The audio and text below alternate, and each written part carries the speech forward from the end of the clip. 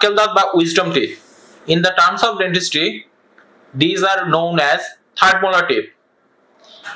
Usually there are 4 in numbers in human being mouth. এই দাঁতগুলো সাধারণত চোয়ালের শেষ মাথায় থাকে এবং 17 থেকে 25 বছর বয়সে মানুষের মুখে এই দাঁতগুলো আসা শুরু করে।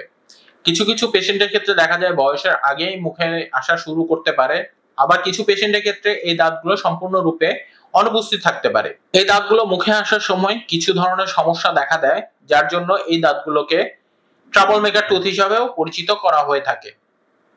এই দাঁতগুলো মুখে আসার সময় সাধারণত যে ধরনের সমস্যাগুলো দেখা যায় সেগুলো হলো, প্রথমত মাড়ি ফুলে যাওয়া এবং তীব্র ব্যথা হওয়া।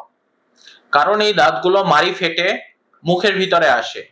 যখন মাড়ি ফেটে আসা শুরু করে তখন তীব্র ব্যথা শুরু হয়, মাড়ি ফুলে যায়। দ্বিতীয়ত, এই দাঁতগুলো আসার সময় ইনফেকশন দেখা দিতে পারে, গাল ফুলে যেতে পারে। এই দাঁতগুলো যখন মাড়ি ফেটে মুখে আসবে তখন একটা পকেট ফর্মেশন হতে পারে, যে পকেটের ভিতর খাবার ঢুকে ফার্মেন্টেশন হতে পারে এবং যার ফলশ্রুতিতে ইনফেকশন দেখা দিতে পারে। তৃতীয়ত, এই দাঁতগুলো চোয়ালে পর্যাপ্ত জায়গা না থাকলে পাশের দাঁতগুলোকে ধাক্কা দিতে পারে, যার মাধ্যমে সে স্পেস ক্রিয়েট করার চেষ্টা করে। ফলশ্রুতিতে দেখা যায় দাঁতের যে সারিবদ্ধতা বা অ্যালাইনমেন্ট সেটা ডিসরাপ্ট হতে পারে, অনেক সময় পাশের দাঁতের ক্ষতিগ্রস্ত হতে পারে। চতুর্থত, চোয়ালে পর্যাপ্ত জায়গা না থাকলে এই দাঁতগুলো আনইরাপ্টেড অথবা চোয়ালের ভিতর এমবেডেড থাকতে পারে, যেটাকে আমরা ইম্প্যাক্টেড টুথ বলে থাকি। এই ধরনের সমস্যাগুলো দেখা দিলে যা করতে হবে, প্রথমত যখন কোনো ধরনের সমস্যা দেখা দিবে ডেন্টাল সার্জনের শরণাপন্ন হতে হবে এবং তার পরামর্শ গ্রহণ করতে হবে।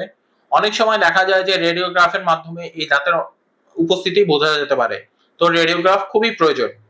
রেডিওগ্রাফের মাধ্যমে এই দাঁতের পজিশন দেখে তারপর ডেন্টাল সার্জনের পরামর্শ অনুযায়ী চিকিৎসা গ্রহণ করতে হবে। অনেক সময় দেখা যায় এই আক্কেল দাঁতগুলোকে ফেলে দেওয়ার প্রয়োজন পড়তে পারে। It's completely depends upon on the dental surgeon's advice. Thank you, ভালো থাকবেন।